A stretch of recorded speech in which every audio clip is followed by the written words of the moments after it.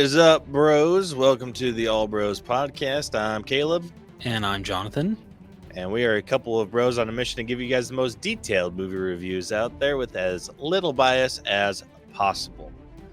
This week on the podcast, we have a few items that we're going to be discussing in Weekly Watch.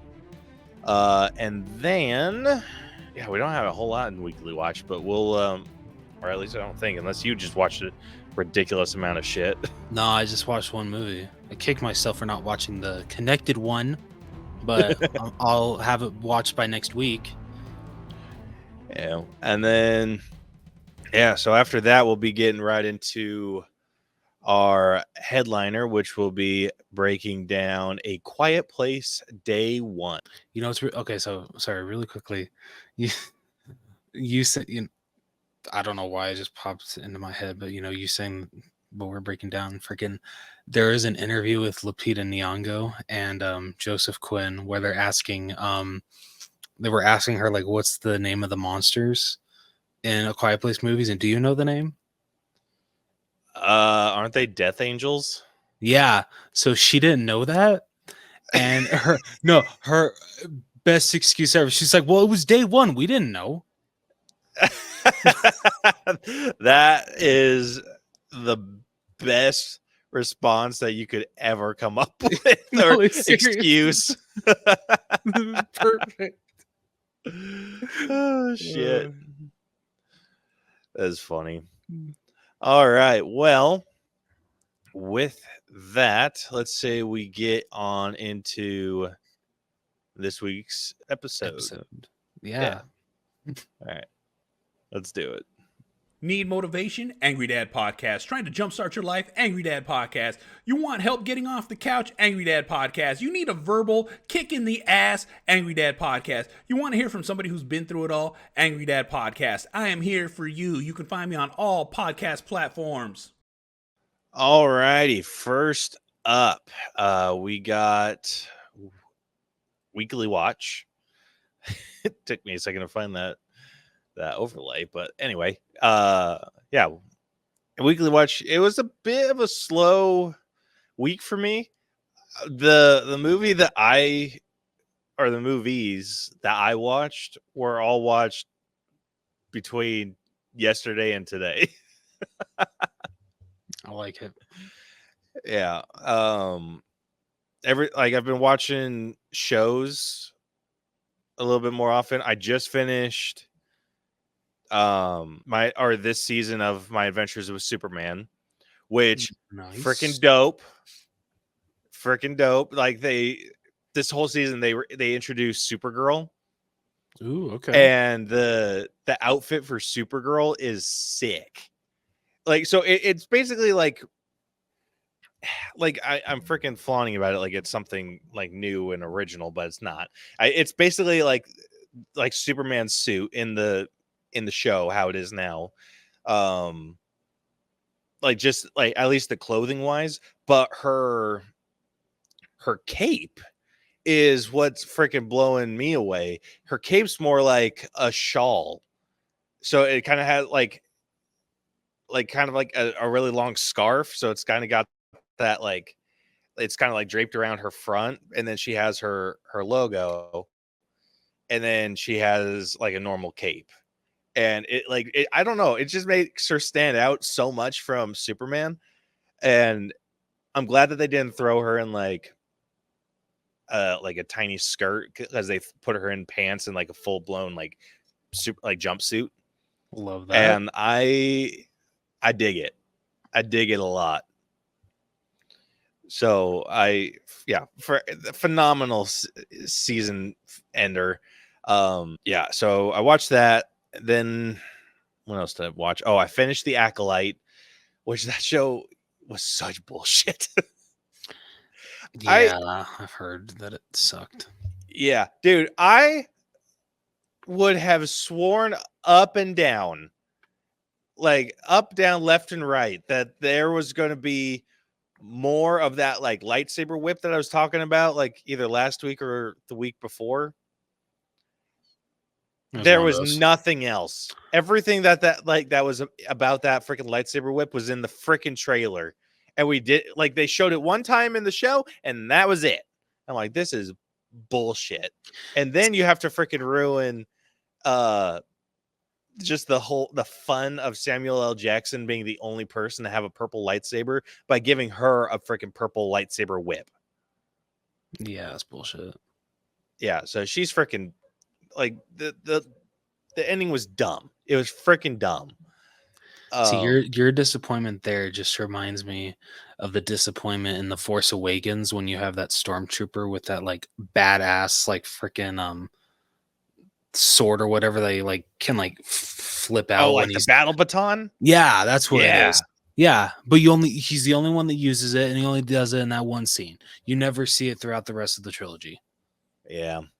You see it in the games. Okay, that's cool. At least there's like that. I mean, when we played Fallen Order, like you had some stormtroopers that had that. Then why couldn't they have done that in the movies? God damn it. Yeah. And then yeah, so it was freaking dumb. And then I knew that they were going to do some bullshit cameo at the end. And I was so not there for it, dude. I was already livid on how the show ended. I'm like, I swear, if they freaking wrangle one more freaking person into this, I'm going to be pissed. And then she like walks into these chambers and like kneels down in front of Yoda. I'm like, God damn it. Now I'm trying to think who it is. It's Yoda. Oh, my bad. Sorry. That was the cameo. Dude, I don't know why my brain processed Yoda was a previous cameo, and so he's already been there. And then there was another cameo that you were talking No, so they had a cameo. Do you Oh, remember good the like with the Jedi Council, the Jedi with like the really like tall cone like head? Yes. Okay, so he was like an early cameo, and you get to see like a younger version of him, which was kind of cool, but just kind of like ruins some stuff that's in canon with that character, because they're just like because he was made aware that there is a not Jedi Force user somewhere, and they had like suspicions that it might be a Sith. And so when he makes this comment in the prequels where he's just like, oh, well, the Sith haven't been around for this many years and all this bullshit. And so anyway, it ruined that canon. And so I'm like, I don't even want them to like tease anyone else. And so they teased freaking puppet Yoda. And I'm like, damn it. What the fuck? It's really crazy that show had a higher budget than The Mandalorian and Obi-Wan Kenobi. That's insane to me. That is absolutely insane to me, because those two shows, not counting season 3 of is it 3 or 4? I think it's 3. Whatever. Okay, yeah. Whichever the most recent season is, that one was a little meh. Yeah. But freaking the first 2 seasons of Mando and season 1 of, I mean, I'm assuming there's not going to be more seasons, but you know what I mean. Yeah. Anyway, and then freaking Obi-Wan was the shit. It was so freaking good, dude. Like, I think that the struggle with Star Wars, or what they're trying to go outside of the Skywalkers, you need to find something interesting to go out to. Yep.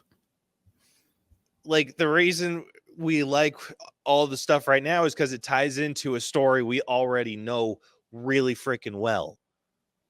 But you don't have a hook on the outskirts of this shit other than like what Mando's doing. But even Mando's kind of still still within the Skywalker threshold. I'm like, you're trying to go outside of the freaking Star Wars stories, like find something interesting for us to like be like tuned in on.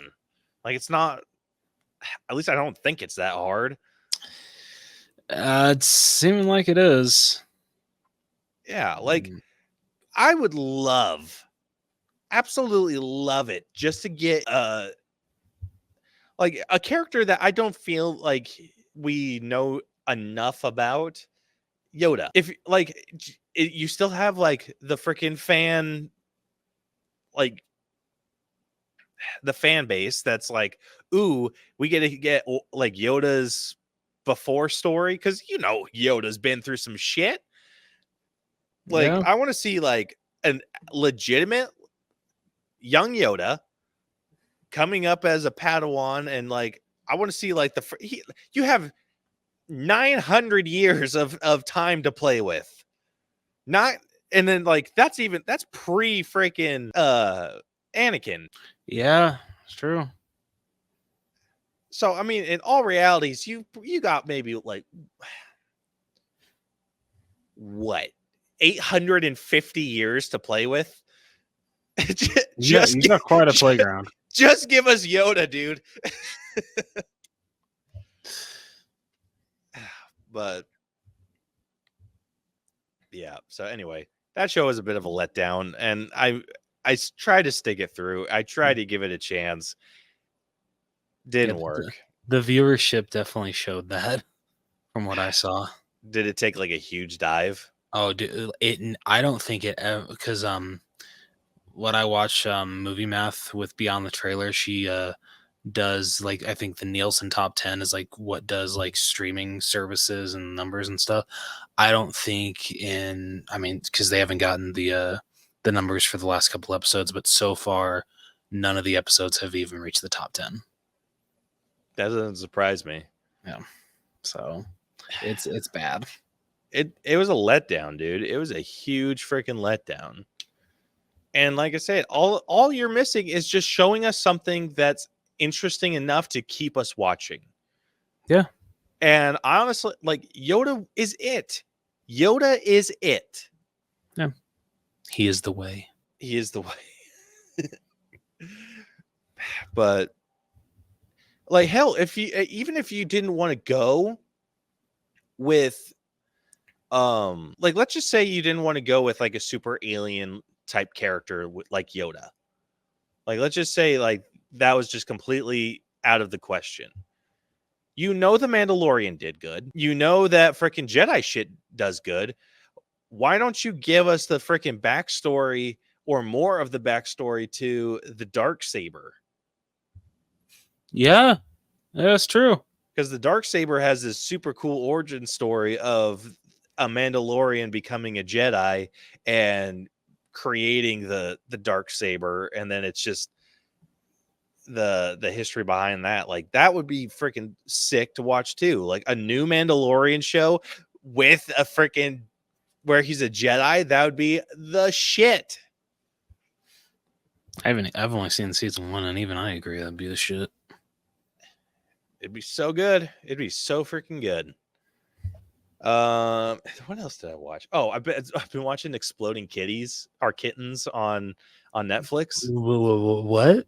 It's called Exploding Kittens on Netflix. It's based off of that card game. Like, have you? I don't think I've ever heard of a card game called Exploding Kittens. Okay. Let me make sure that that's what it's called. Yeah, it's called Exploding Kittens. It's a card game. It's more. Let me see the rules. Hold on. Yeah, so it's a game called Exploding Kittens. So players draw cards until someone draws an exploding kitten, at which point they explode and they are out of the game. Unless they defuse the kittens with a laser pointer or catnip sandwich, or they use powerful action cards to move or avoid the exploding kitten. It's like Uno, except there are, I think that says goats, magical enchiladas, and kittens that can kill you. You can relocate exploding kittens to the top of the draw pile and blow somebody up. Last player left alive wins. Okay, well, first of all, this is animal violence, and I will not stand for it, especially against kittens. Second of all, what the fuck kind of rules is this shit? It seems fun. like when all is said and done, it seems like it'd be an interesting time. All right, fair enough. But I mean, this company has a shit ton of games, and Exploding Kittens is the like the more popular one. And So yeah, they you have like cards that diffuse and like different powers to like move the exploding kitten around. Yeah, you have attack cards, see the future cards, favor cards, nope cards. the fuck is this shit? Yeah, so anyway, they made a show about it, and it is hilarious. So It's because you hate cats, isn't it? No. It's not. There's no exploding. They call it Exploding Kittens because it's based off of I feel like it's based off of the animation. Like the art style is based off of like the card game. Okay. But I think the whole story, it's like completely original. Okay, so there are no exploding kittens. As I haven't seen any. Okay. All right. But no, it's pretty funny. Like it's not like the funniest. It's an adult animation show. It's not the funniest adult animated show that I've watched. It's good though. It's got some funny shit. So there's a board of directors in heaven, and they decide that God is kind of too nonchalant with his relationship with humans, and so they're like, well, we just want you to go and like reconnect with the humans, so we want you to go to Earth and like answer a few prayers. And then he's like, yeah, I'm not doing that. And they're like, okay, well, fine, how about this, all you have to do is answer one prayer, and like it's an easy one, just reconnect this family. And he's just like, all right, fine. And then like right before they send him, and he's like, all right, so I go down as myself, reconnect this family, come back up, be like all good in the world. And he's like, they're like, yeah, except you won't be going as yourself. And he's like, what does that mean? And then they blast him to Earth and turn him into a cat. And he's like, what the? He's a white cat with like a big ass bushy beard, and he calls himself God Cat. Jeez. And he lands on Earth. Someone comes and picks, or like a freaking like animal control comes and like picks him up, and then he realizes that the animal control person is the person that made the prayer for like to connect his family, and he's like, oh, cool. And then he goes and like basically teleports in front of her while she's driving and is like, I am the Almighty. Like, and it's the funny, like it's so absurd.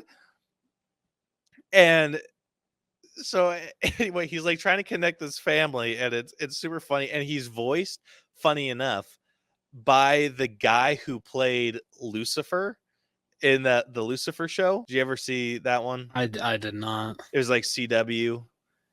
He's like a club owner in LA. I think I've seen like I think I've seen some clips of it, so I know who you're talking about, but I'm not like remembering the voice very well. Okay, so anyway, the actor that played Lucifer in that is playing God in this, and so that's something that I find really funny too. Okay. And then the person the daughter of Satan that took over as CEO of hell isn't evil enough for the board of directors in hell. So they sent her up to Earth to become more evil. And they're like, yeah, well, we heard that heaven was sending God down as a cat, and that seems to be working out for them. So we're going to do the same thing to you. And she's like, what? And they blast her up to Earth, and she's like, gets turned into a cat too. But she's a cat with like big old horns and stuff for ears. And it's funny. Okay. Now my question is she a white cat as well, or is she a black cat? No, she's a black cat. I called it. How did I know? Okay, this is just giving me it's just reminding me of that one episode in the Ted series when he thinks that he's God or Jesus, I can't remember. But like when God, what is the truck's name? that Dennis, when he's like saying the prayer and like Ted's just saying, "You're welcome. It's been my pleasure." Do you remember that? Yeah. It is actually exactly like that. Yeah. Like Okay. that, just that whole vibe. Because they'll be talking like when he first goes into this like the animal control like chick takes her, or actually he just kind of like appears at her house. Like she puts him in a cage and everything, and he's like, "Man, screw this," and then teleports himself to her house. And then she walks in the door and she's like, "God damn it!" And he's just like, "I will not." And like it's jokes like that, like that make me laugh. And, Okay. Yeah, that's actually and pretty then like good. the little girl, like, because there's a boy and a girl in this family. The girl takes him and she's just like, "So what's the deal with like bees?" And he's just like, "What? I thought they'd look cute." And he says, "And then I'd like design them, realize that realize that they couldn't freaking fly on their own. So I gave him a little like magic boost." And like the way he talks about creation and stuff, and how like the human body is like the most perfect specimen. And they're like, "Okay, well, what about this?" And he's like, "You know what? I was a little drunk that day." And he's like, "Not all my ideas are heavy hitters. Like, so what?" And I don't know. It's a show that's kind of I've dug the show. Dude, actually, It's I'm convinced. I'm adding this shit to my list. Sounds like a blast. it's funny. It is it's some good shit. What's it called again? Exploding Kittens. Exploding Kittens. Okay. It's like I think it's in the top 10 of watch shows on Netflix right now. Just really quickly. I gotta add that. Sorry. But yeah, it's funny. It's a good time, and it's a little sacrilegious, but I dig it. Like, oh, so hell is becoming too overpopulated, so they have to open up, like, or basically have to occupy these different places to like make more room for hell. And one of the places that they that they expanded to is SeaWorld. Oh my god. And they were like walking through SeaWorld, and they're just like, "Yeah, so this is Christopher Columbus. He's a whale." And like going through all like the bad people in hell. And then I think they go through like a family of sharks or something. And they're like, "Yeah, and these sharks are the Manson family." And then she's trying to like get them to behave because they've been like bushwhacking people, and they're just like, "You're drawing too much attention to us. Like, you need to stop doing this," and everything. And they're just like, "Well, this is hell. It can't get much worse." And then she's just like, "SeaWorld Cincinnati, SeaWorld," like all these landlocked SeaWorlds. And she's like, "You think it can't get worse? It can get so much worse." And then they're just like, "Geez," like, okay. Oh, that's amazing. I like I said, I've been digging it, and it's funny. It's not, like I said, not the funniest thing in the world, but it does get some good freaking laughs out of me. All right. Like those sneak attack ones, like freaking Ted. Yeah. Like it's like that kind of same humor. I think Ted is more consistently like out loud, like laugh out loud funny. This one's like it's inconsistent, but the jokes hit pretty hard. Okay. Hell yeah. All right, I look forward to watching it, honestly. Yeah, so anyway, that's what I've watched in shows this week. Getting into, gosh, we should just start adding shows. Dude, I'd be down, like, honestly. Like, yeah, it'd be hard to give it a rating because it's like Fair. we'll figure something out. Okay. We'll figure something out. Anyway, the movies I've watched this week. I just finished Mulan today. Fantastic movie. It holds up incredibly well. The early songs, like the first few songs, might not. So I think this is the first time that I've watched this movie with subtitles, and I was actually paying attention to them, and they say some outlandish things. And I'm like, this feels a little uncomfy. And then they get into Mulan's a hero and everything. I'm like, okay, cool. So it eases up, but the beginning's a little like, what the shit? Because it's like I never really paid attention to the lyrics until this viewing. Yeah. At least not like I could hum it. Like I could hum all the songs. There's some dialogue in the songs I couldn't freaking place for shit. Shit. But anyway, I had a good time with it. I'm giving this a $5 Tuesday. I think there's still some scenes that would look really cool on the big screen. And then the next one I watched was Treasure Planet. Turned this on for Iris for the first time yesterday. She loved it, and like she loved the space pirate deal, and so yeah, we were digging that. And this movie holds up so well. The animation, dude, is just out of this world, and I thought the story was kick ass. I thought like the story I feel is like super classic pirate themes. It's just like, ooh, we found this map, we're gonna go find the treasure, and oh, treasure's booby trapped. Like it's classic in that sense, but I think adding the space elements to it helps it so much. Like Oh, sure. it just it takes it from like a fairly average story to just like super memorable. And I feel like that's what storytellers should do. They should take something that's already kind of like exciting and classic and just find some way to incorporate an element that just makes it stand out. Yes, absolutely. Yeah. So I'm giving this one a full price because if this ever comes to theaters again, or like I don't know, nostalgia viewing or whatever, you can bet your ass I'm going to be in that screening. Hell yeah. But yeah, the soundtrack goes so hard.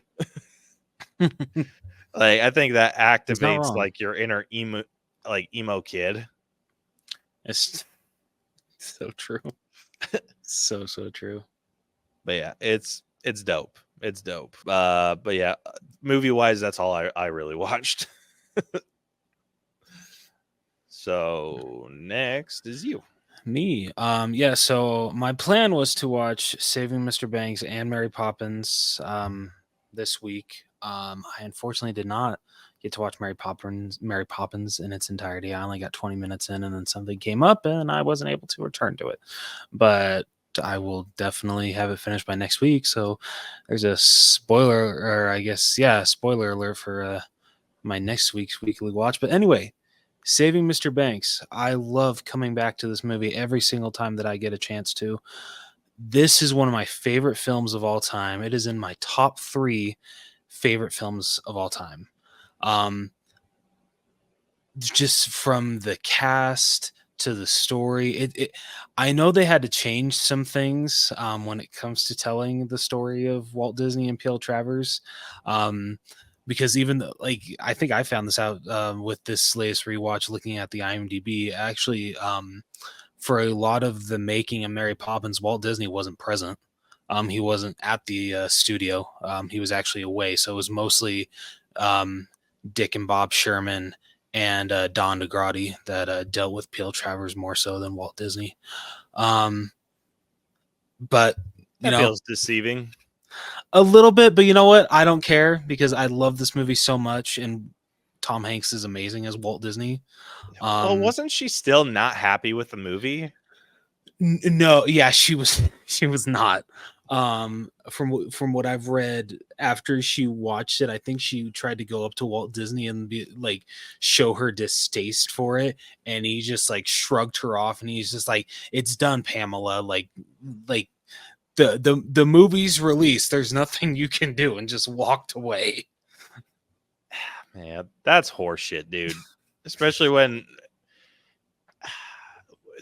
like the connection I know she had to like Mary Poppins. Yeah. Like that's some shady Disney shit right there. And this feels freaking icky on Disney's part too. Company got a company? That's bullshit. Like, I understand that she, like, I think people just need to know, if you sell the rights or anything like movie rights specifically to a company and they just butcher your shit, that's kind of the risk that you're taking. And I feel like that's just something that people don't understand. It's funny you bring that up because in real life she had already signed the movie rights before she went to Walt Disney Studios. So, in the movie, she hasn't signed the contract yet, but she comes to be wowed by, the Sherman brothers and the story and all that stuff. Whereas in real life, she had already signed the contract. Walt Disney had it in hand, and she was just coming down to, I guess, just see how the story was going to be told in the movies. So, I mean, I guess in real life, she could bitch and complain all she wanted to, but Disney could do whatever the hell he wanted. He had his signature. He had the rights. Yep. This feel like that no, like, just that information alone makes this movie feel icky. It will never feel icky for me. I'm sorry. I love this movie too much. Listen, it's a good movie, but this feels like Disney saving face. Oh yeah, they absolutely do. Well, yeah. They're not going to make a movie that it's just like, you know what? People walking on the theaters being like, Walt Disney, what a jerk. Disney does not want to do that. Fair enough, dude. At this point, they could, and there's like not a single thing that people would do about it. Like, man. Like, they could watch. I honestly feel like they could release a documentary basically outing all of the shady dealings that Walt Disney did in his lifetime. And like even some of like the shady dealings that happened after. And I don't think anyone would bat an eye. I would. Listen, I know like that you might, but would that stop you from watching Disney movies? Okay, no. Would it stop you from like buying Disney Blu-rays? No. You see my point? Yeah, all right. You got a point there. You son of a bitch. Anyway, getting back to this movie, which to me is a masterpiece. This movie is the perfect a companion, I guess, to Mary Poppins, because if you watch this, I feel you got to watch Mary Poppins right after. Like, come on. But just like, yeah, I love this movie so much. I cry every single time that the Sherman brothers show "Let's Go Fly a Kite" to P.L. Travers. Like it, I can't speak enough good about this movie. So because I saw this movie in theaters when it came out in 2013, it still gets a full price ticket from me. Yeah, I freaking love this movie. And for all you people that haven't seen Saving Mr. Banks, get your asses on Disney Plus and watch it now. Yeah, that's a good one. I don't know, man. The way that you were talking, I don't know if you do like Saving Mr. Banks. Listen, I do like it. I do. But you got to admit that them kind of like rewriting the whole story of what went down with her feels shady. Okay. I got two reasons for it. Company got a company and Hollywood got a Hollywood. It's very rare. Suck a nut. True, but it's very rare when Hollywood decides to tell a true life story, or what they'll say based on a true story, that everything is going to be exactly the way it was. They're going to sugarcoat some stuff. That's just how it is. But if they don't, tickets ain't going to sell. I don't necessarily know about that. Bet.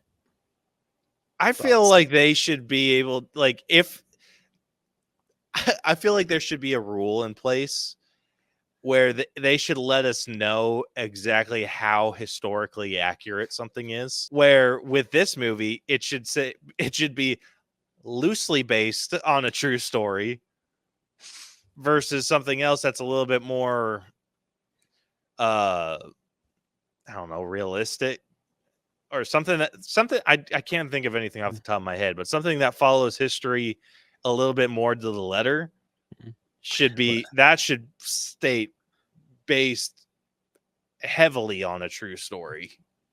Like another thing I'm remembering is I saw that Let's Go Fly a Kite was not the song that won her over.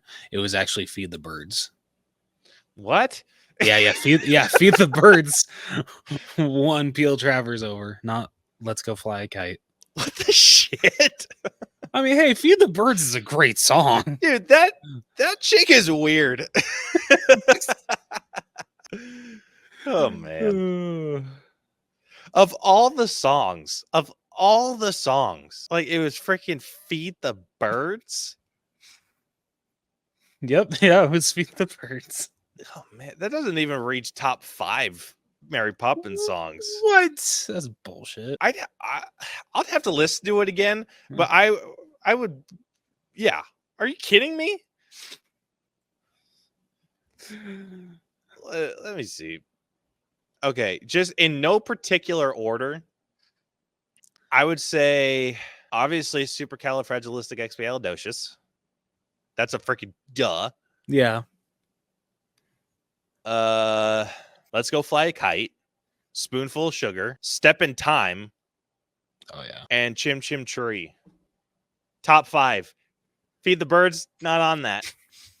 Actually, if you even want to go further down the list, I would say Sister Suffragette, Jolly Holiday, Life I Lead, the British Bank, Fidelity Fiduciary Bank. Are you kidding me? Feed the Birds? Get the hell out of here. Oh man. That's nonsense. Oh shit. God damn. Ugh. Anyway. Well, now we know Caleb does not like Feed the Birds. I do like Feed the Birds. I'm not saying it's a bad song. I'm Okay, just saying doesn't that's like the it as... song that won you over. I mean, like you out said, of though, all the other bangers. I mean, like you said, though, P.L. Travers was kind of out there. She was nuts. Yeah, you know what, Disney? You do you. This chick's crazy.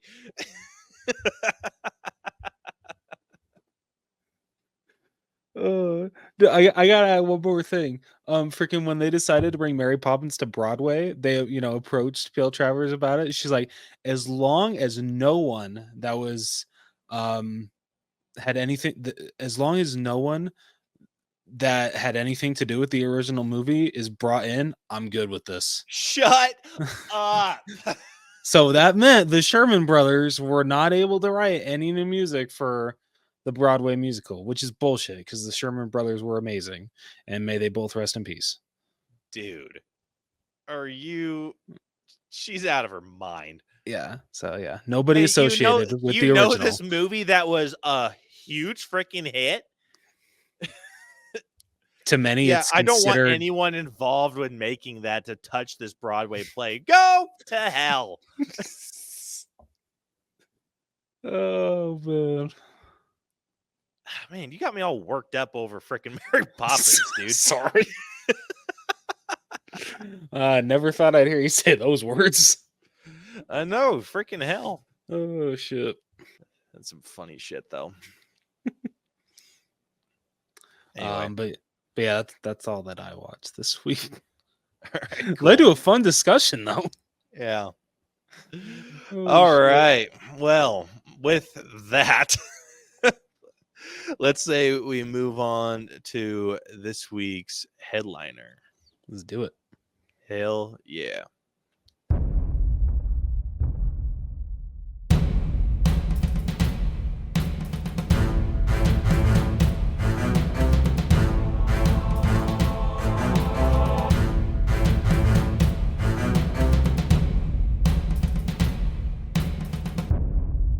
All right. righty, moving on to this week's headliner. We will be breaking down A Quiet Place Day 1. Yeah, we switched over to the horror background just to get us into the mindset. But completely spaced what I was going to say next. Anyway, if you guys are unfamiliar with our breakdown system, we have split movies into 8 different categories that we individually score to come to a final all bros letter grade.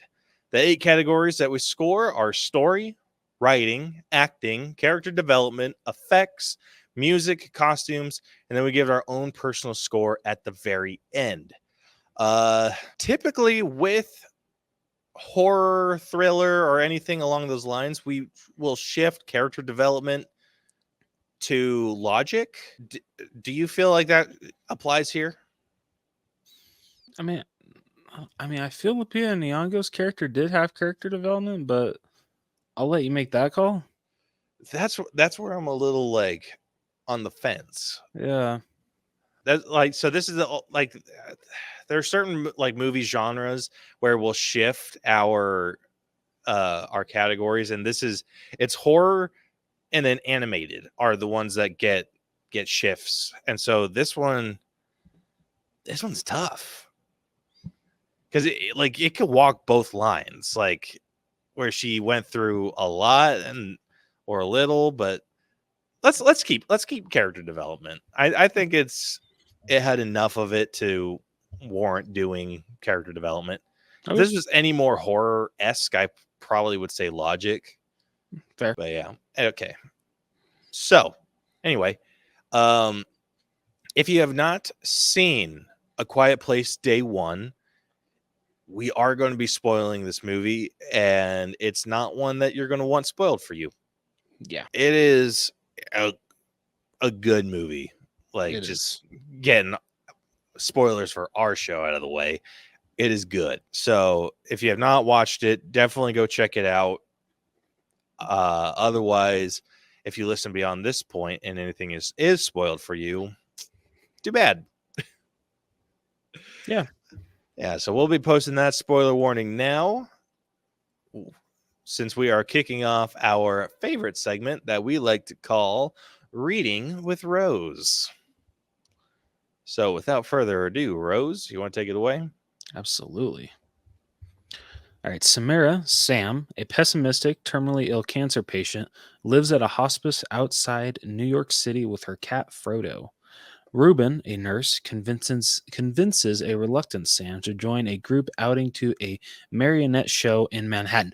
Okay, yeah, it was this freaking the balloon pop. Yeah, that scared the shit out of me, dude. Same here. And I knew it was coming, and I still freaking jumped out of my seat, dude. I knew it was coming too. It's just like the whole thing was kind of like it was the music that did me. It did me dirty. Same way. Yeah. Like I kind of got caught up and I was like, oh yeah. And then bop. I'm like, God damn it. Oh man. All right. While in the city, the group notices meteor-like objects falling from the sky. Shortly afterwards, hostile extraterrestrial creatures attack the gathered crowd and passerbys. In the ensuing chaos, Sam is knocked unconscious. Sam later wakes up inside the puppet theater with Frodo and other survivors, including Henry, who signals her to remain quiet. Announcements from military helicopters warn civilians to stay silent and hidden until the authorities can rescue them. Sam then witnesses fighter jets bombing and destroying the bridges leading out of Manhattan, preventing the creatures from leaving the island. One of the survivors begins to panic, and Henry accidentally kills him in the process of trying to keep him silent. The power grid cuts out that night, causing the building's emergency generator to noisily activate. Ruben turns it off, but attracts a creature that kills him on hearing his shirt rip. A distraught Sam takes Frodo and leaves for Harlem. The military announces it is preparing to evacuate the civilians by boat from South Street Seaport as the creatures are unable to swim. Groups of people start leaving buildings toward. Sorry. Yeah, people. Wow. Groups of people start leaving buildings towards the evacuation point, but the volume of their crowded movement alerts the creatures who attack them and cause a stampede. Sam flees in the opposite direction and is separated from Frodo. Eric, an English law student, escapes a flooded subway station and encounters Frodo, following him back to Sam. She attempts to convince Eric to go south to the evacuation point, but Eric is in shock and follows Sam back to her apartment instead. While there, Eric learns Sam is an acclaimed and published poet. The next morning, Sam leaves alone for Harlem, but Eric finds her and they continue their journey together. Sam and Eric accidentally alert the creatures and flee into a flooded subway. With no other way out, the pair are forced to wade through the deep waters, eventually waking a dormant creature that pursues them but drowns while they escape. Sam falls unconscious after the ordeal. They end up in a ruined church, and while Sam rests, Eric ventures out alone to get pain medication for her from a pharmacy. He then rescues Frodo from a construction site, discovering a group of creatures led by a larger one feeding on the remains of an organic egg-like pod. Sam tells Eric that as a child, she used to watch her late father play jazz at a club in Harlem and would get pizza with him at Patsy's afterward, something Sam always wanted to do before she died. Eric fulfills Sam's wish by taking her to the club, collecting pizza from another store, and performing a magic card trick to cheer her up. Eric and Sam see boats in the river filled with survivors escaping Manhattan. As the two leave together, creatures start to congregate along the shore. Sam gives Eric her jacket and Frodo, and then runs off to distract creatures by smashing car windows. As a result, car alarms activate, which attract the creatures away from the coastline. Meanwhile, Eric and Frodo jump into the water and are pulled up into a boat by Henry. Eric then finds a note in the jacket written by Sam telling him to take care of Frodo and thanking him for reminding her to live. Sam walks into a deserted street as she listens to Nina Simone's Feeling Good on her iPod. Accepting her imminent death, Sam smiles as she unplugs her earphones and lets the song blare, causing a nearby creature to suddenly appear behind her. Dude, that was some hardcore shit right there. It absolutely. Oh, man. Dude, this movie did the origin of a crazy event right. It really did. Because I remember looking it up, like if you needed to see the first two Quiet Place movies to understand this one, because I hadn't, but they said, you know what, you'd be fine since it's a prequel. And honestly, I'm glad that I had not seen the previous two, because I think I enjoyed this one a little more because of that. Honestly, I think I enjoyed it more having seen. I haven't seen the second one yet. Yeah. But I have seen the first, and I think I enjoyed it more with the backstory of the first. I guess I mean that because this is my first experience with a Quiet Place film, it gets me jazzed to see the other two. So it piques my interest in the franchise. It's not like, oh, yeah, this is boring as shit, I'm done. Yeah. Dude, there was a lot of stuff in this that like kind of as it called back to the first, or just like different things that they were able to figure out from the first, like the rain, and like waterfall, like the fountain. It's because John Krasinski's character takes one of his kids to the waterfall where they can speak freely, like at whatever volume, and they can like yell. And I love that they timed their like yelling, like getting their like anger out by yelling. They timed it perfectly with like the thunder. That was super cool, dude. That was an emotional punch. Yeah, that was crazy. Oh man, dude, just getting into the story here. It felt like good. Like anytime that we get like a prequel or a sequel, I look for the necessity of it. And while I feel like they set up the first 2 movies well enough where we didn't really need this backstory, I'm glad we got it. It's like they made it a necessary part of the, I guess, the trilogy now. But just the I'll just say franchise, because who knows how far they'll take this. Oh yeah, dude, for how profitable these movies are. Yeah, definitely expect this franchise to continue. Yeah. And I feel like they could do super interesting stuff with it. They made this like the day one as interesting as they possibly could. Yeah, Like they put these creatures that hunt down sound in the loudest city in America. such a smart idea. Yeah, which is perfect. And then you just get like these haunting scenes of just dead silent like walkways and stuff, like of streets just being abandoned, and it's nuts, dude. It is absolutely nuts. And they did such a good job with it.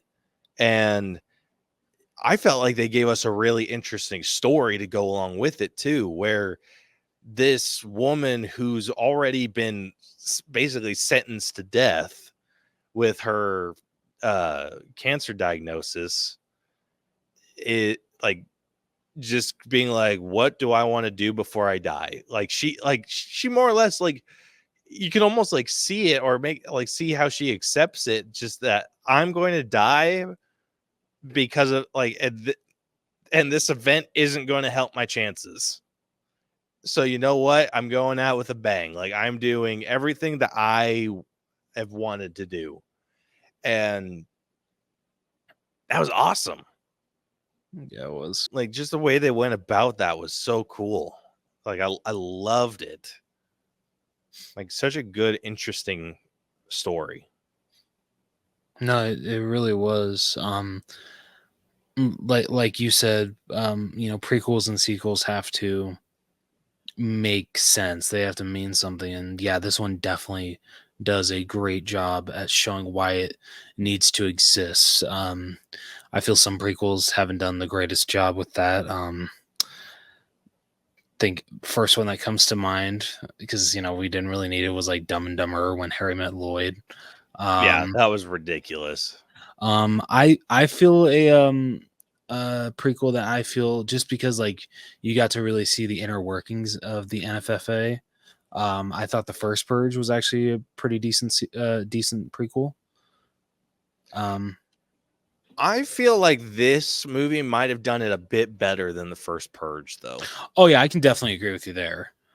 But like when I'm thinking of like when it comes to like the same genre of what prequel I can like match this up against, I think the first Purge. But yeah, I definitely agree with you. The A Quiet Place Day one does do it a bit better than the first Purge. Yeah. But man, and this is just getting into how this was directed too. The scenes that were supposed to be tense were so tense.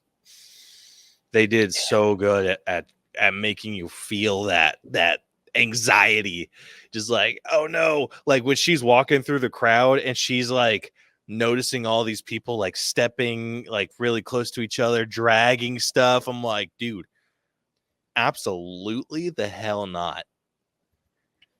I would take an extra long route just to avoid crowds like that. I'm like, human beings can do only one thing, and that's be loud in giant groups like that. And yeah, like the only one that wasn't shocked that the creature was there was freaking her and me. Yeah, and then you get dude, what pissed me off so bad were the people that were freaking like screaming. Yeah, like the dude who freaking like under the car, like grabbed her underneath the car and was like, help me. I'm like, dude, what was plan A, sir? And Oh, what's the dude? Henry or Jamon Hounsu? Like when he was like, when they were on the roof and they saw the freaking jets blowing up the thing, that felt weird to me because I'm like, didn't you like? Isn't that one chick listening to reports stating where these creatures have been found? And these creatures aren't only being found on this island.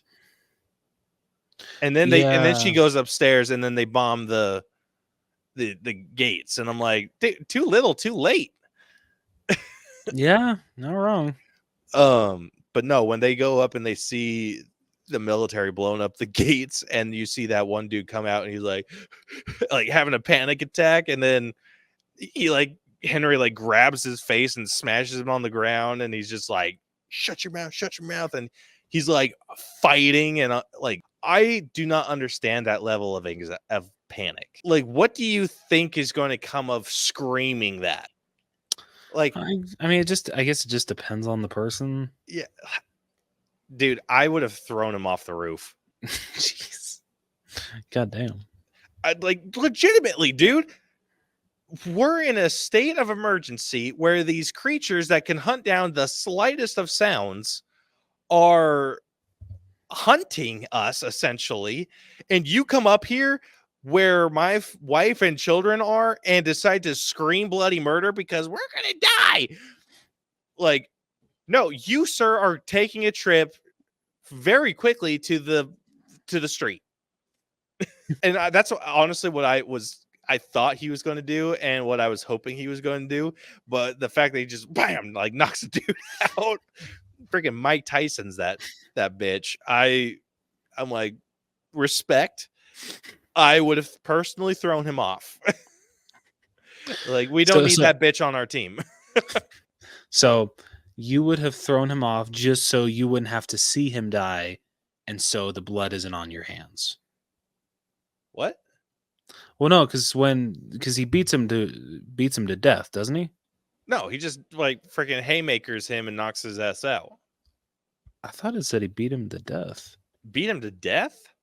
There was one punch. Unless that it says killed him. One of the survivors begins to panic and Henry accidentally kills him. Then he kills him really in one hit then. Yeah. Because that was one hit. I mean, that was a hard hit though. Yeah, dude, like I said, he freaking Mike Tyson that bitch. Yeah. But yeah, you put my family at risk. You are taking a quick trip to the street. And no, it's not because I'm not wanting to be the one that kills him. Like I said, I'm throwing him off the roof. It's you're putting my family in danger. These bitches are going to follow screaming. Guess where you're going?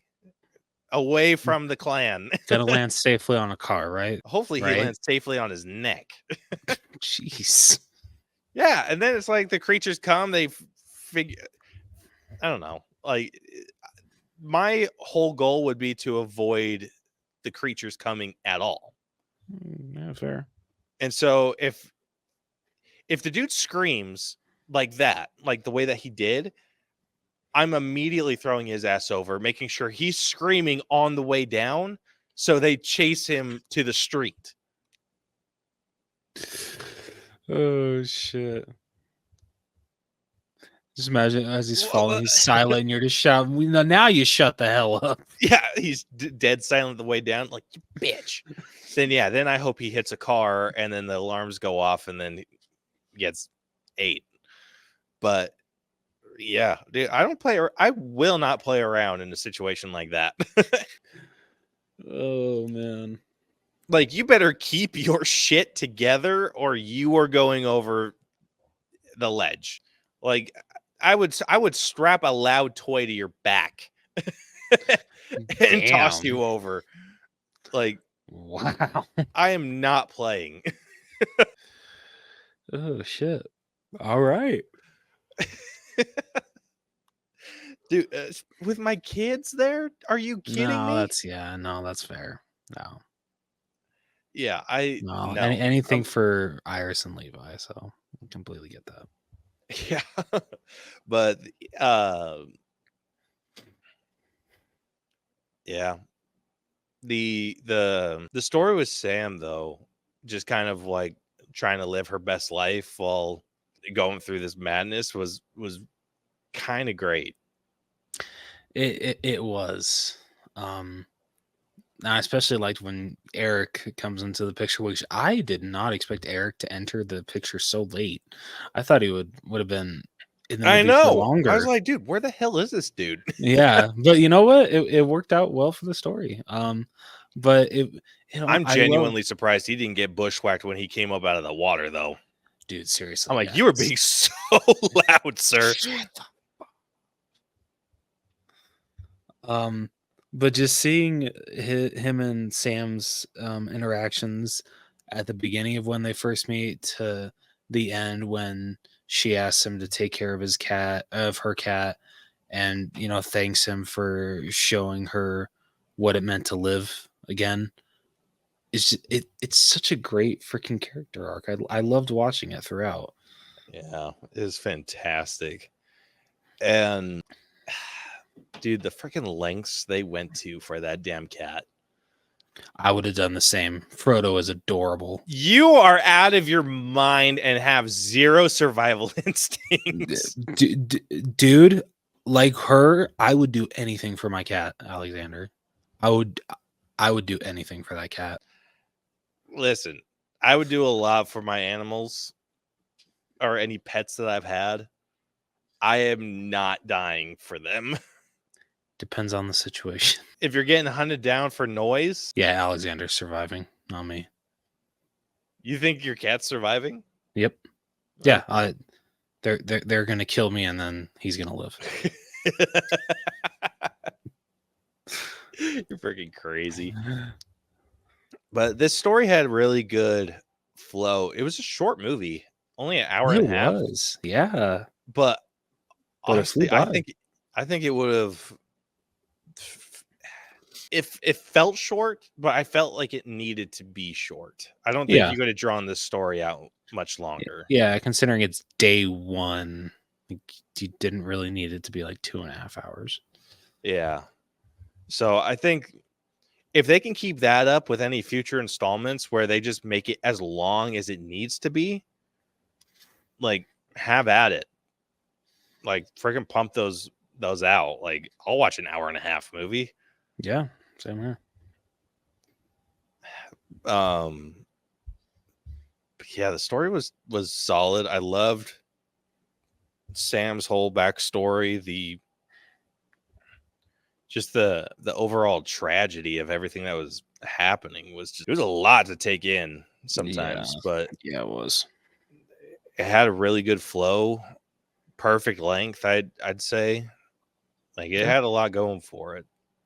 So I'm pretty high on this story. Like, I'm not quite in the 90s, but I'm like 88. Like, I thought it was just that good. Yeah, man, I think I got a match there. Yeah. All right, next up we got writing. The writing was pretty good too. I feel it's pretty on point with the story. It was minimal because obviously. Yeah. But I think what they were able to throw in with like Sam's poetry, I loved her like everything shit poem at the beginning.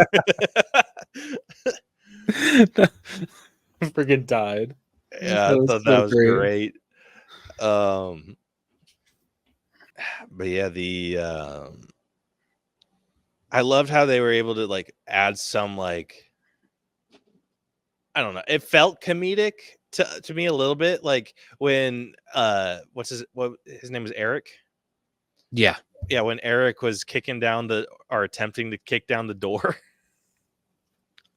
Like, I thought that was so funny because they're just both like looking up into the corner and then they see the flash and then he goes like to kick it. I thought that was funny. I'm sorry, it would have been really funny if he broke his foot or broke his leg when doing that. He can't scream, but you just see so much pain in his face. Yeah, I'm glad that they kind of threw in something that was a little comedic. It wasn't like laugh out loud funny, but I got a good little like, okay, this is like a lighthearted situation. Yeah. Yeah, I mean the letter was great that Eric got at the end. That was really sweet. Yeah, I agree with her. He better take care of Frodo. Yeah, and I don't know, other than like people making bad decisions, like, dude, that one chick in the middle of the street yelling Yeah, she's like, help me. Yeah, I'm just like, and then she Shut gets like up. she gets freaking taken out, and I'm like, yeah, sucks to suck. Dude, straight up, all I could think was that scene in Monsters Inc. when the two monsters they tell Sully, you know, like good luck. And the one guy's just like, go get him, Mr. Sullivan. Stop, Ben. You're making him lose his focus. Oh, sorry. Shut up. You're making it worse. just that line. Just shut up. You're making it worse. And that's all that came to my head. Yeah, I'm like, no, your loved one is as good as dead, sweetheart. Like, shut up. Yeah. I will say though, I was sad that Alex Wolff's character died so fast.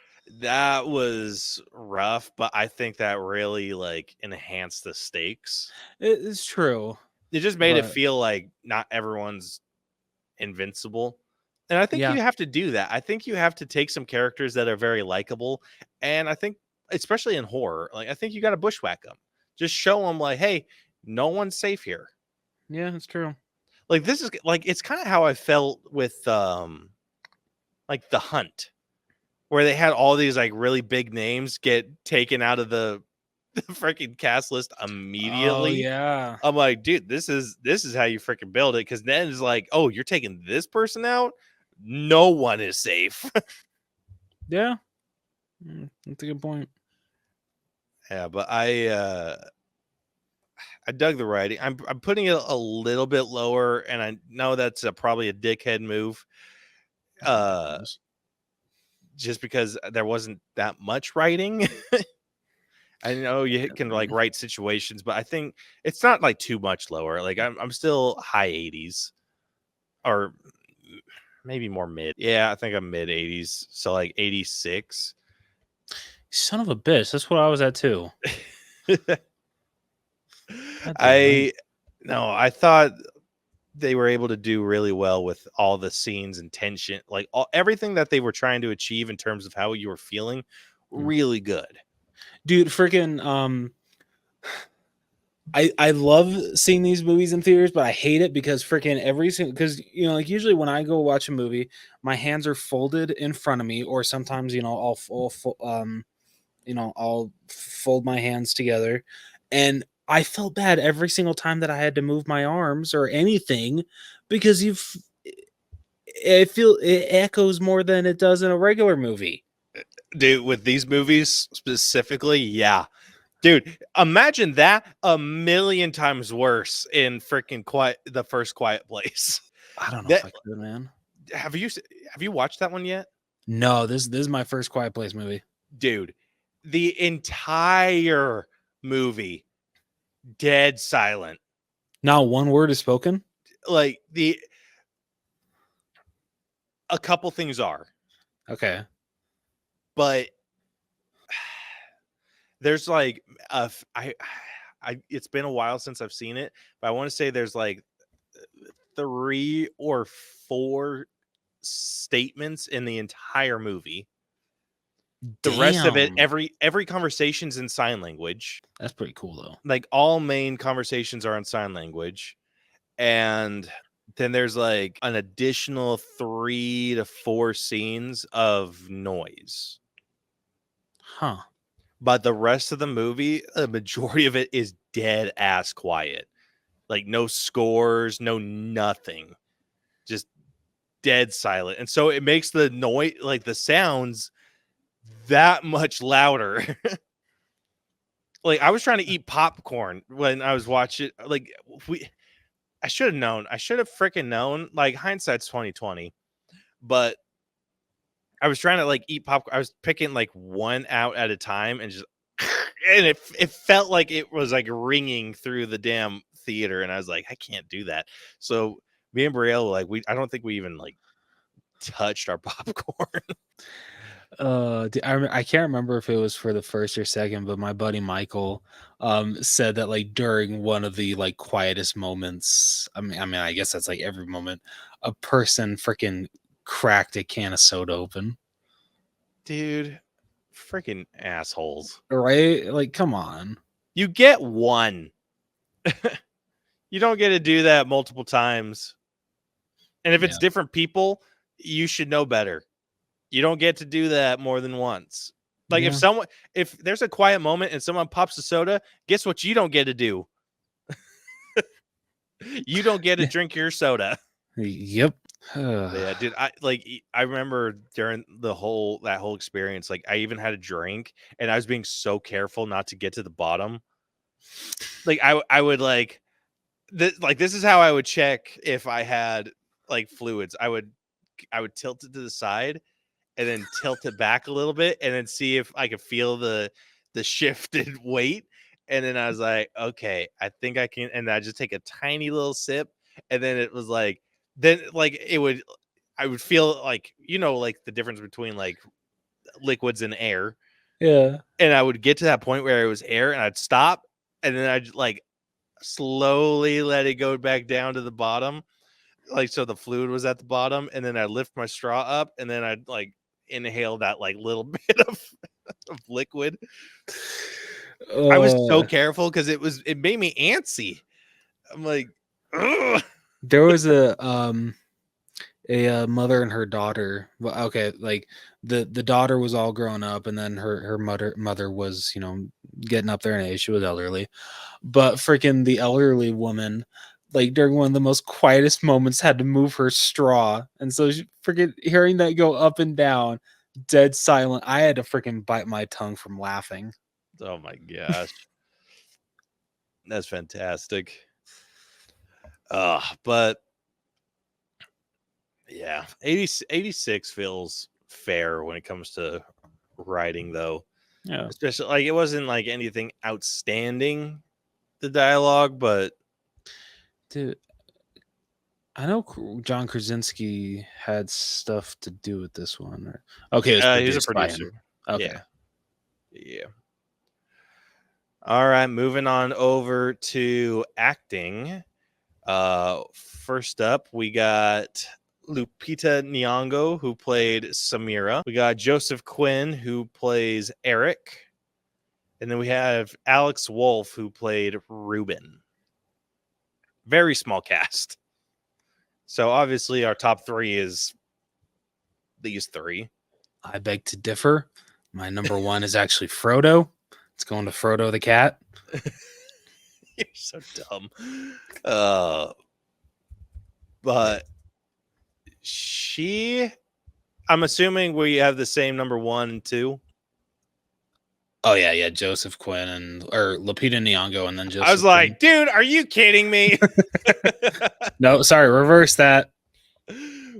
Yeah, freaking Lupita knocked it out of the park, dude. Just everything that she was trying to pull off, and dude, what did they do to make her look so sickly? I mean, power makeup? Probably. I mean, damn, dude. Like every time she was on screen, I'm like, is she okay? Yeah, no, seriously. It's like, Lupita, no, I don't want to have to worry about you. I know. Like, and it was every scene, dude. Like she'd take. I recognize now that she was wearing baggier clothes specifically to hide her physique, Yeah. but I feel like there were scenes where she wasn't wearing like her sweater, and I'm like, gosh, you like you're really taking this cancer patient thing a little far. Or the movie is, or someone's taking it a little too far. Little too dedicated to the role here, Lupita, just a little bit. Yeah, but yeah, she freaking killed it. Yeah, and then amazing. Yeah, and then Joseph Quinn. It was interesting because this is like I think the first other movie I've seen him in outside of Stranger Things.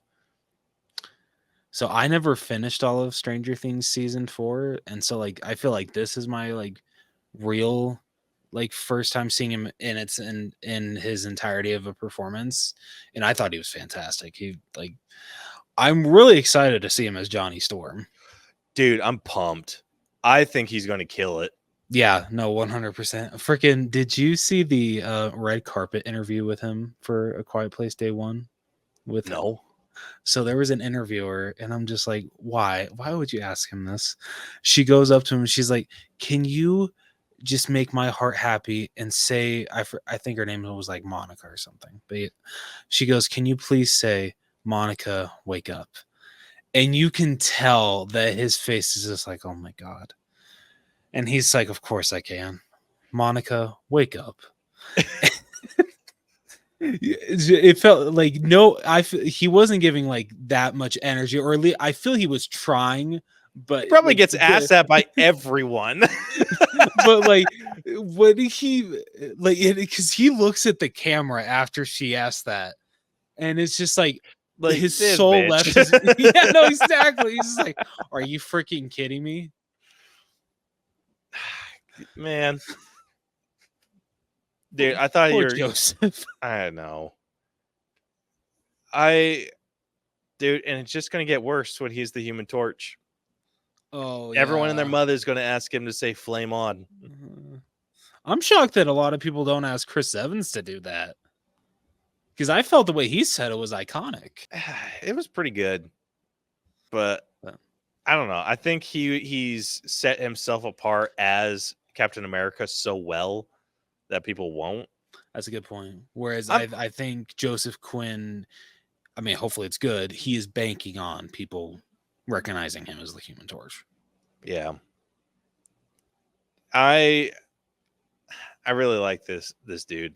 Like, yeah, no, he's a really good actor, and I'm glad that he's coming up in the industry. Yeah. Man, Fantastic Four is I need to see more stuff from Fantastic Four, dude. I need to see a first trailer. That's what I need. I just want to hear, like, I don't even need a trailer. Like, I just want set photos. You're just like, I need to see them in their suits. Actually see them in their suits. Yeah. Like, I have no doubts about any of them, but the only two that I'm worried about is The Thing. Fair. And then I'm worried about him a little bit, but when he's all flamed up. Okay. Yeah, that's fair. Like, because I know I hope that they go, like, they try to distinguish his look from Chris Evans' look, because I mean, if you try to copy it, it's going to look exactly the same. So I'm wondering how far they're going to go to distinguishing the two. Yeah. And if they don't, I'd be very happy with that. Yeah. But yeah, anyway, we're getting completely off topic here.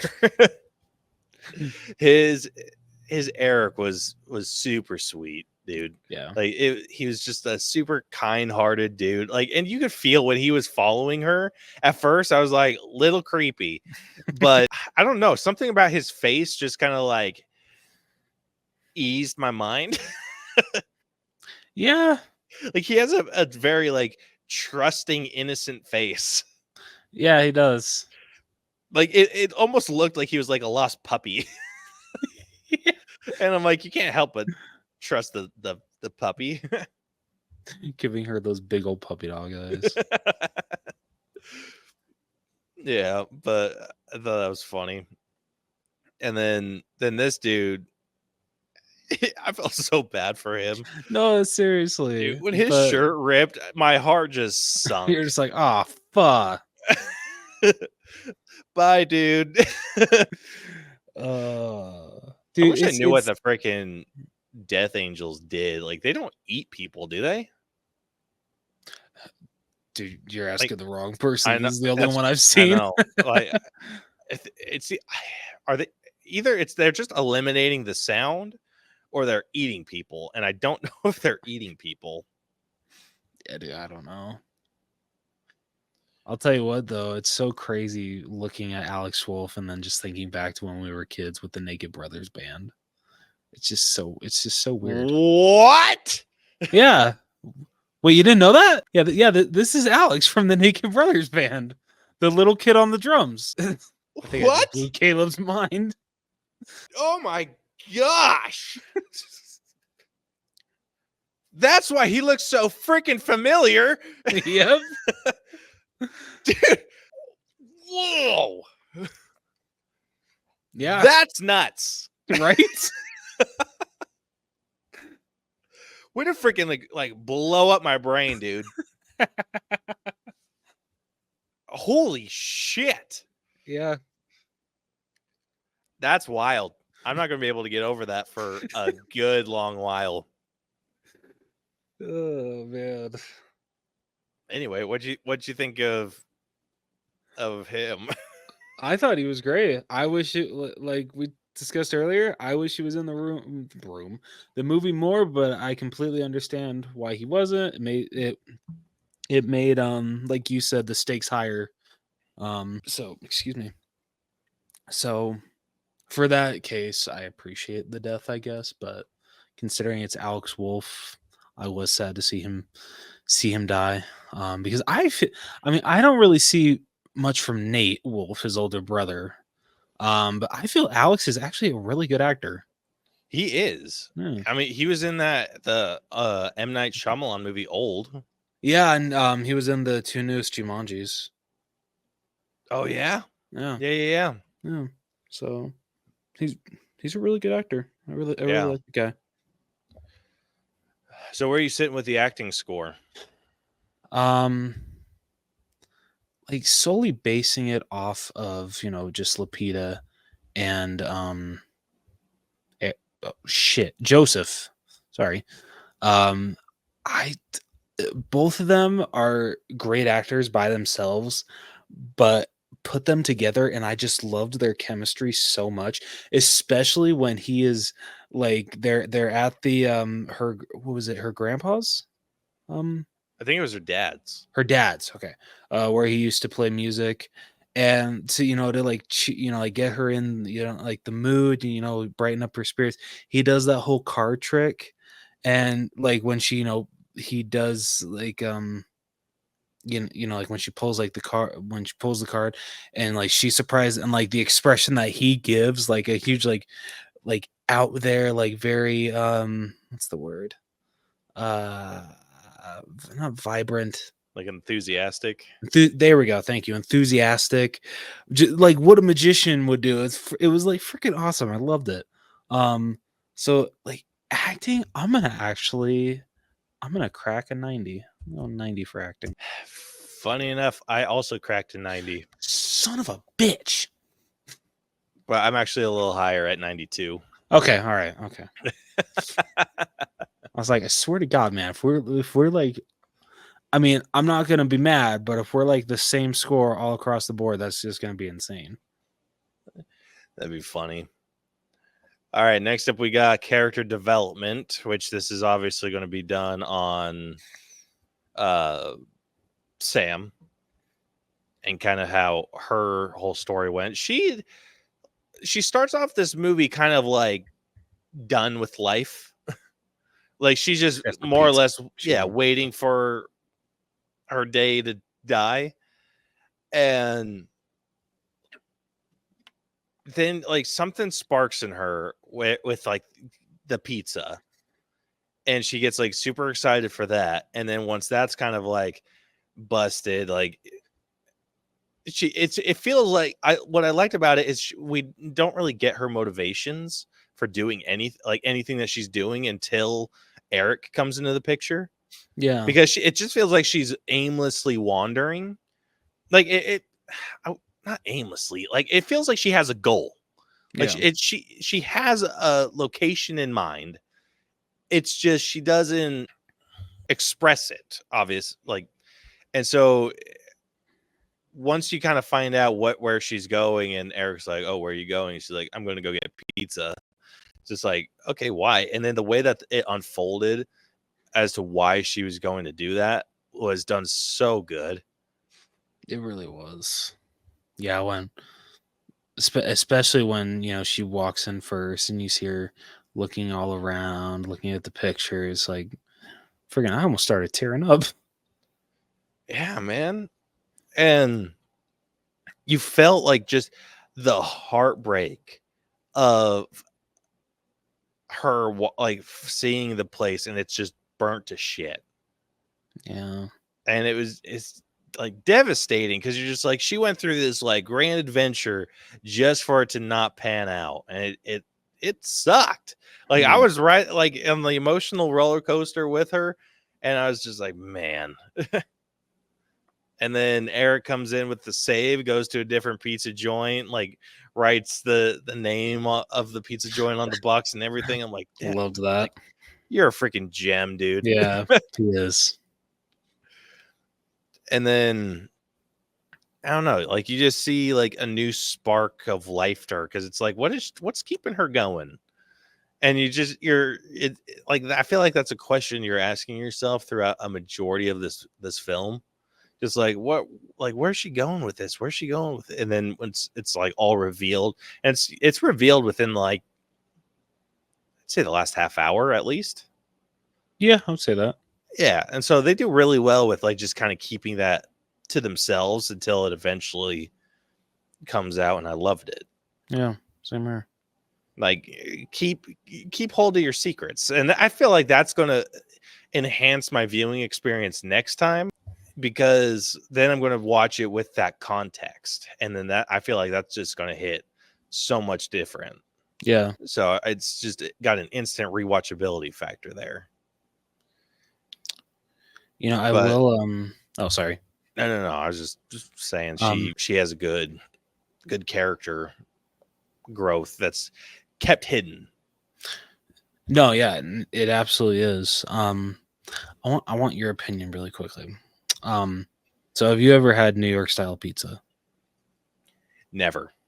Neither have I. I would want to, but I would want to, actually go to New York to experience that. Not freaking buy some shit that claims to be it in the freaking like frozen food section.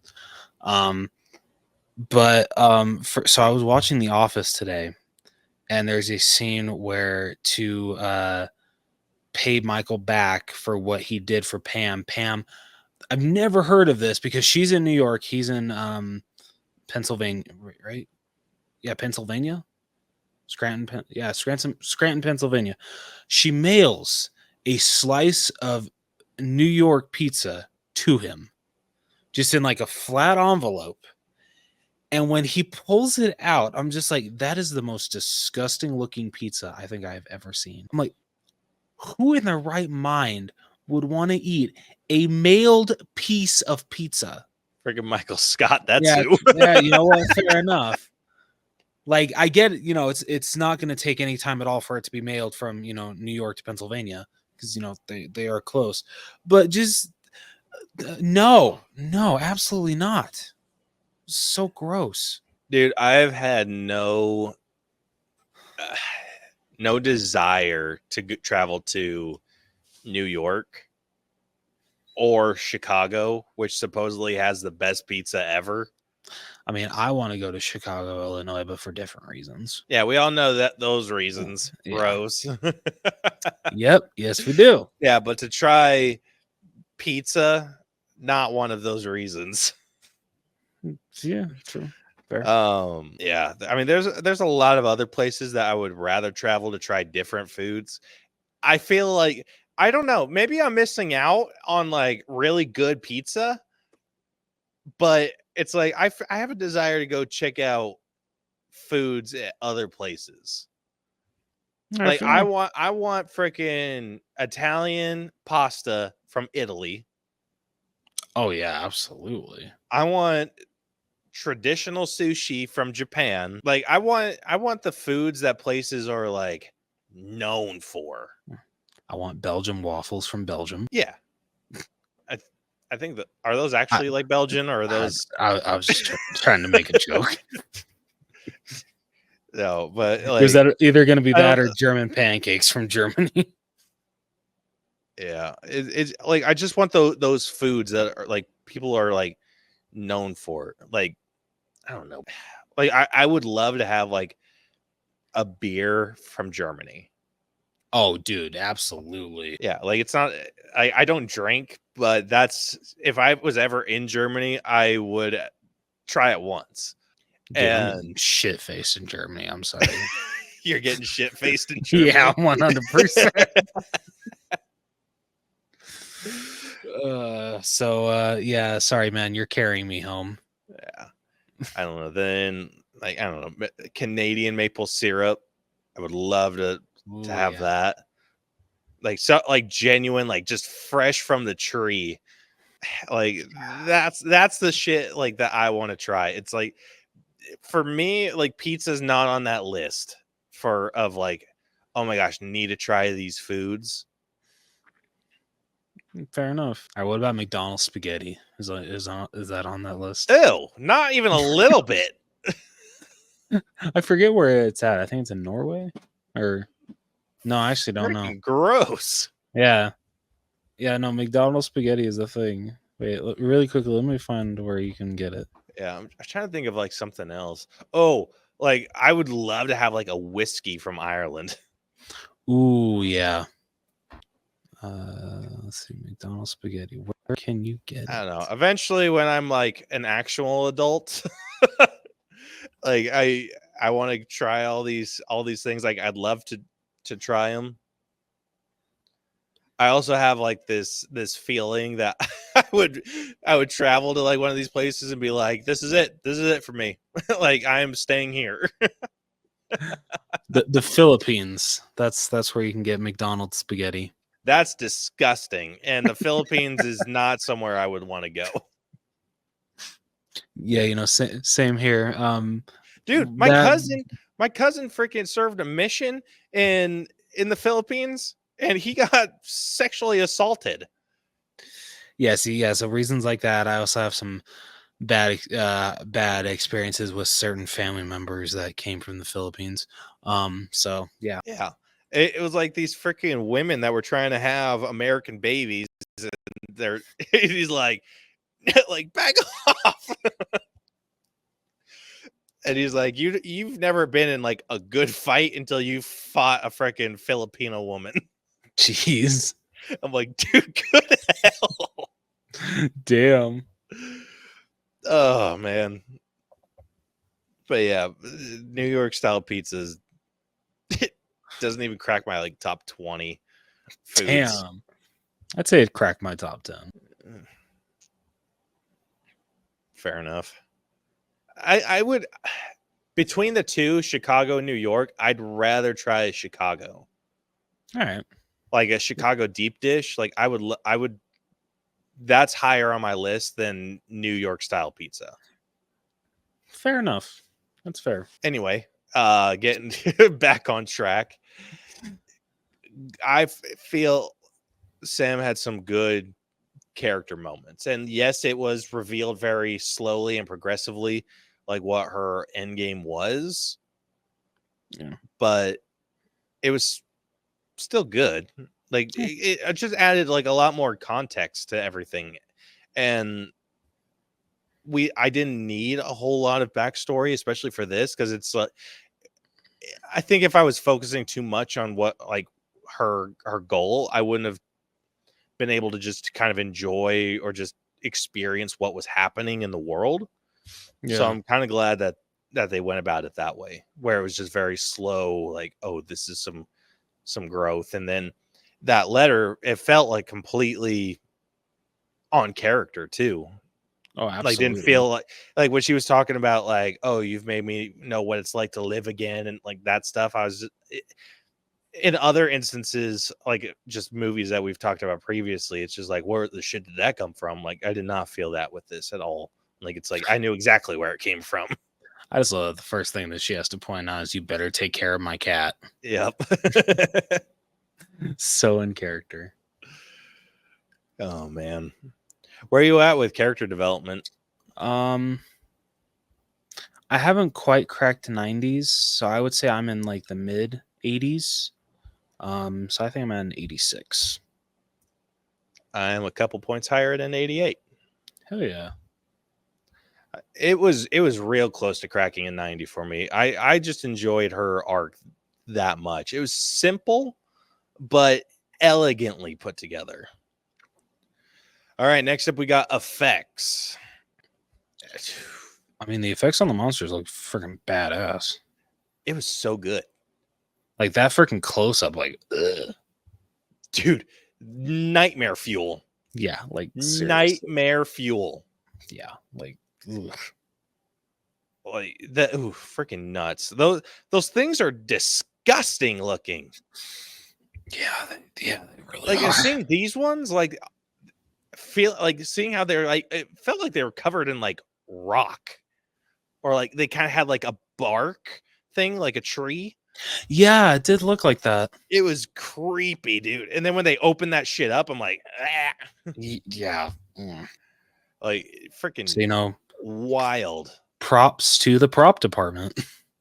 Yeah. Prop and design. Like, seriously, you guys killed it with that. Yeah. I think the only issue I really had with them was seeing them in the daylight when they're like crawling over all like the buildings and stuff. That made them feel a little bit more rubbery. That's fair. Definitely. I think it's in the movie. I remember it in the trailer when the announcer saying shelter in place, and yeah, you see them crawling over that certain building. I can definitely agree with you. Yeah, it definitely did look a little rubbery there. Yeah. Other than that, like I think they took really good advantage of it being dark. And so that just kind of helped with the scary factor. I'd say the one in the water needed a little bit of work. The one that Fair. drowned. Yeah. Fair. So I mean, there was a little like some finishing touches I feel like they could have done, but overall, like I was very impressed with the special effects. Same here. This is one I'm just because of the rubberiness, I haven't quite cracked 90. I'm sitting at like an 89. I'm gonna be 1 point below you at an 88. All right, next up we got music, which obviously there wasn't any in this. I mean, well, there was the one. There was yeah, but that's it. Yeah, it was that, and then the marionette song. Yeah. But I think honestly, I'm incorporating the use of silence in this. Yes. And this is I'm at a solid 8. I'm with definitely agreeing with you on that one. These movies. My only issue, the only issue is I felt the screaming was a bit excessive sometimes, especially with how like I love that they made certain things louder. I will say, I mean, I feel like the screaming with this being day one, it makes sense. So I feel you can't excuse that a little bit. But I mean, I haven't seen the other two, but this franchise, true, like it's amazing what they're able to do with silence. It freaking blows my mind. It's so freaking cool. Yeah, it's really good. Oh man, just like I said, tension building, dude. Freaking just the tense scenes are just made infinitely more tense. Yep. All right, next up we got costumes, which for our two main characters was pretty basic. Yeah. Eric just wore a suit and tie. Yeah. I'm going to throw a bonus point this movie's way for the Death Angels and how they look. Okay. That's fair. It was a really, super solid design. I will say Lupita Nyong'o's yellow cardigan, whatever, jacket, I loved that. That actually looked really good. And then the fact that she gives it to Eric, I'm like, oh, that's sweet. Yeah. I don't know if I'm at a 6. I'll give it a 7. I feel it's a little deserving. Son of a bitch. That's what I was thinking too. All right, next we got our own personal score. Who is going first? I'll go first since I have the first movies like in my backlog. Okay. I'm just going to come out. I'm at an 85. This, I know it feels low, I enjoyed this movie a lot.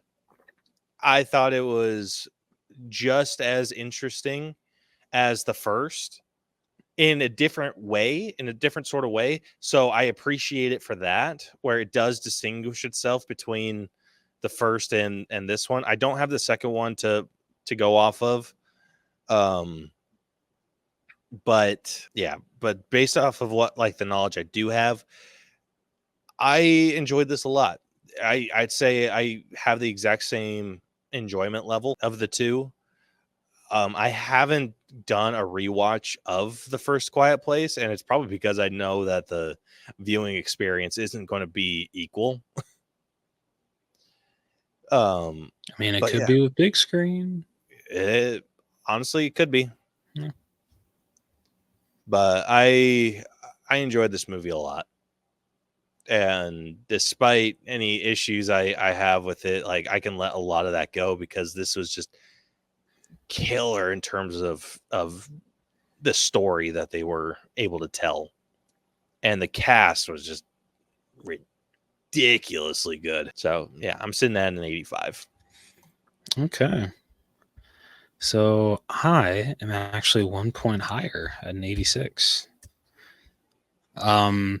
Yeah, for this being my first Quiet Place movie, I am most definitely interested in checking out the previous two. The world building in this movie is insane. In just one day, like what they were able to do to set up how this whole thing came about and like where it leads, it's honestly insane. Like you said, I look forward to watching A Quiet Place and A Quiet Place Part 2. The cast was amazing. Lupita Nyong'o, Joseph Quinn, both were fantastic in their roles. Just yeah, like this is a really really good prequel, and it piqued my interest in this franchise, and I can't wait to see more. So yeah, 86. Hell yeah. All right, going through these scores real quick. Starting off with story, we are sitting at an 88. Writing is at an 86. Acting got a pretty decent bump, sitting at a 91. Character development took a little bit of a hit, sitting at an 87. But it's pretty in line with the effects, which are sitting at an 88.5. The music is sitting at an 8 out of 10, and that's including the silences, because duh. The costumes or the design for the creatures, we're giving it this a 6 out of 10. And then our personal score ended up averaging out to an 85.5. So with that, the final All Bros letter grade for A Quiet Place Day 1 has come out to a B+. Very nice. Yes, very well deserved. Oh man, so glad it came out to that. Same here. Oh man. Ooh, it's on the lower end. So our cutoff for a B+ is 86. This is sitting at an 86.37%. Oh damn. Yeah. So this puts it on the exact same level as Spoiler Alert. I'm trying to remember what Spoiler Alert was. That is the one with Jim Parsons. Oh, okay. Yeah. Way different movies. Yeah. Equal enjoyment in my eyes. Yeah, no, I agree. Yeah. Let's see. Let's go what it's above first. So it is sitting above Captain Marvel. Fair. It is above Sing 2. Okay, I can accept that. It is above Spider-Man Homecoming. Okay. It's above Nightmare on Elm. Fair. And then it is above Mr. Peabody and Sherman. Bullshit. Dude, that was coming. All right, going the opposite direction. It is sitting below Evil Dead Rise. Okay. Ooh, this one might be controversial. It's below Black Adam. Oh, hell no. No. Mm-mm. Okay. I bet you it was costumes. Son of a bitch. Dude, Black Adam's costumes were the shit. And there's no arguing that. I'll argue right now. Just kidding. All right, it is below the Lego Movie 2. Damn, I didn't know we ranked that one that high. Yeah, Shit. it's not even that much higher, dude. It's 0.2% difference. All right, let's see. It is below Haunted Mansion. All right. Again, this is B+ is the range where it's either music or costumes can like bump these up or lower them.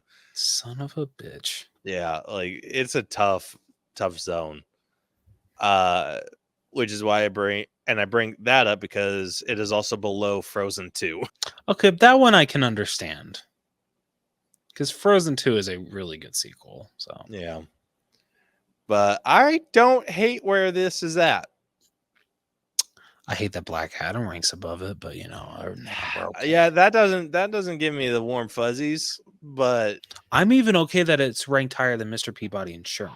if With Black Adam, that just no. If we were to bump up the costume score of Quiet Place to even an 8, it would probably bump it up above Black Adam.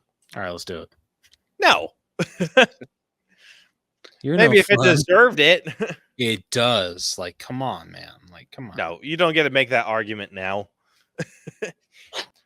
Freaking bitch all you want, dude. I will.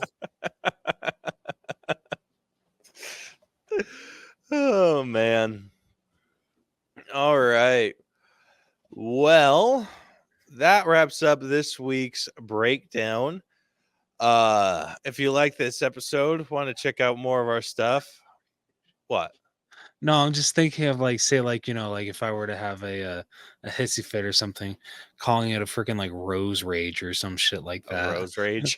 I don't know. That's pretty good. Yeah. Okay. Oh, man. So, yeah, if you like this episode, want to check out more of our stuff, be sure to follow and subscribe to us wherever you listen to podcasts. We are basically everywhere.